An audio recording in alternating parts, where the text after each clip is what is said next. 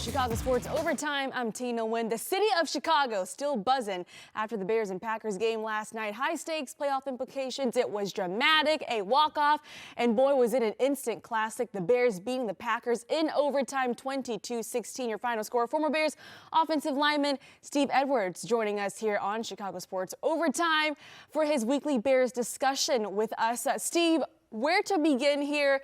First off, the city of Chicago, to me, shines a little brighter when the Bears are good. The Bears right now improved to 11-4 on the season. We've got 2 games left in the regular season, but this one last night against the Packers, potentially season-defining. When this is all said and done, what was your reaction to last night's win? Oh, what a roller coaster ride that was. This a real bleak feeling in the beginning. Obviously, a big turning point on that first drive. We marched right down the field, and we get in that 4th and 1 situation, and a bit of a strange call, I would say. Once we kind of seen that from Ben, where on these 4th and 1s he tries to do something other than run the ball, but we didn't get it. Was a fumble, turn of possession, and that seemed to be the tipping scale. We had all the momentum in the world. The crowd was going crazy, and we just kind of lost that momentum. And then from there was defense, bend don't break, keeping us in there. Cairo Santos field goals keeping us in there, and at the end, obviously the magic starts to happen with that offense and Caleb Williams and this team in general, making it happen at the end to pull out the game. But it was a roller coaster ride, and Chicago was lit up last night, and it was a great feeling. Yeah, Steve, talk to me some more about just Ben Johnson, the play calling he did in this game, but especially on the Bears' opening drive on 4th down there, because that right there killed the momentum on that first drive. Well, that first drive was we're doing what we usually do. We're running the ball. We're play action. We're getting Caleb out of the pocket. Everything looked great, and it looked like this Green Bay Packers team was going to have very much a hard time in stopping us, especially without Micah Parsons. So as we drive right down the field on them, and we get in that 4th and 1, and you're going for it.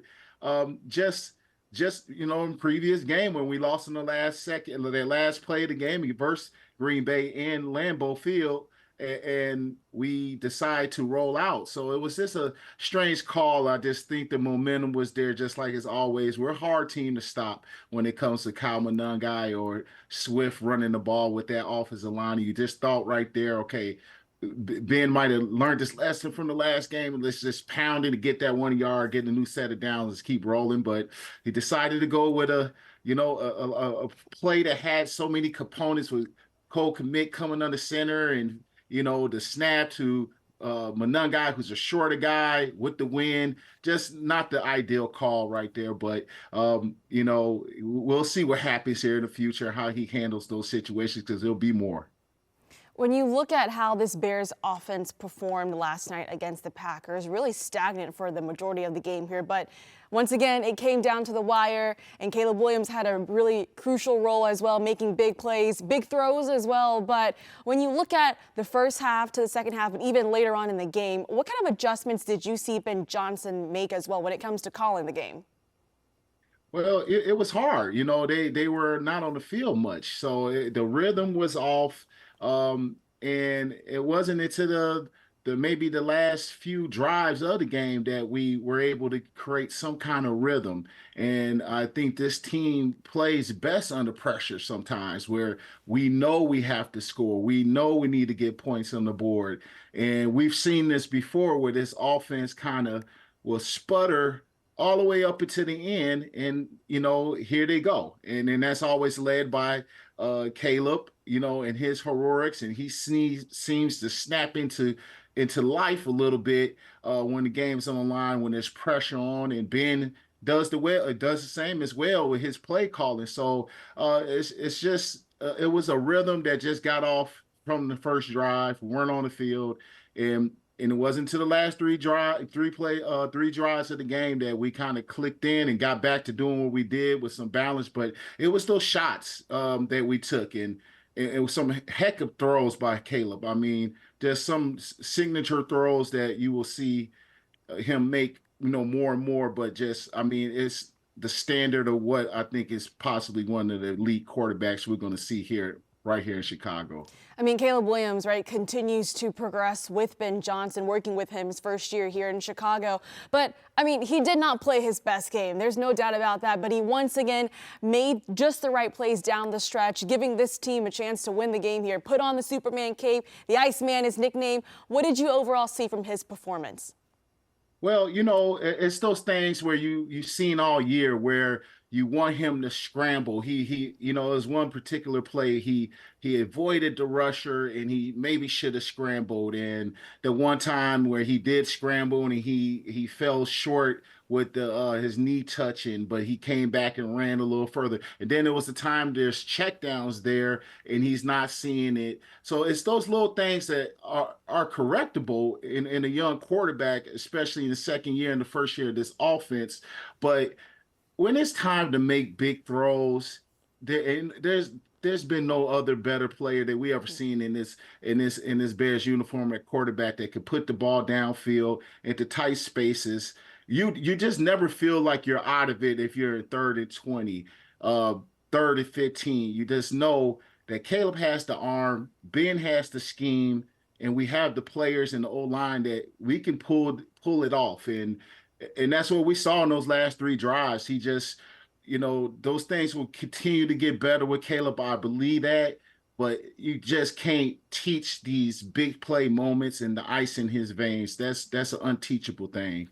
The Bears came into this game against the Packers last night with no Rome Odunze, no Luther Burden, but DJ Moore, Jade Walker stepped up, man. I mean, this offense, the players on this offense as well, remind you constantly that they are playmakers and they can step up when they need to. Yeah, absolutely. It's that this is what this team is all about. People stepping up when they need to. And you just continue to see Jade Walker, knowing that his number got called. What a great preseason he had. He's kind of been in the back of that roster, hasn't been playing, but it was time for him to show up late in the season. And he only had 2 catches, but 2 big catches early in the game, and obviously the touchdown in the back of the end zone to get the 2 feet down. And you saw his dance in the back of the end zone that we saw in preseason. Nashawn Wright continues to force turnovers. It's just continuously what this culture, that Ben Johnson has brought the next person up. It doesn't matter how many people are down. And you best believe I was definitely worried without having our top 2 receivers and how are we going to get that done. It wasn't pretty, but when the big plays need to be made, once again, guys stepped up, especially DJ Moore, as he's had an excellent 2 weeks here for the Chicago Bears. Yeah, back-to-back weeks where we've seen DJ Moore have really big games here for the Bears. A 6th fourth-quarter comeback win for the Bears this season. What does that say to you about this team's toughness? They have a resilience that I don't think I've ever really seen. What does that mean? Does that mean we're gonna be a Super Bowl team? It could possibly mean that, but I just never seen anything like this. I think we have the nation puzzled right now. Because we're the fans, right? We sort of support the Bears, but I think we're puzzled, and the nation is just puzzled. It's just this team just continues to shock you that when you think they're done, you think it's over, they figure it out. I mean, their resolve is unlike it's unmatched. And I'm excited each week to see it. Now I'm ready to see them go on the road, which would be a tough task against San Francisco, where we typically don't play well in San Fran. So, which would possibly clinch the division and the 2nd seed, possibly. So, I want to see this go on the road. I just want to keep seeing this. We don't want this thing to end, right? We want to just keep seeing this thing as long as we can this year. Steve, let's be realistic here. I know the Bears won last night, and I know they won against the Green Bay Packers, but there are still concerns here with this team, specifically with this Bears defense, man. They could not get off the field last night. We saw Jordan Love leave the game with a concussion. Malik Willis comes in. He looked good as their backup guy, man. Almost looked as good as Jordan Love, as you were texting me and telling me. But when you look at this Bears defense, they can't generate pressure. What else concerns you here? Well, Yeah, the pressure is the number one thing. We just I mean we ended up with 2 sacks, but in these timely situations when we need some kind of pressure, we just can't seem to generate it.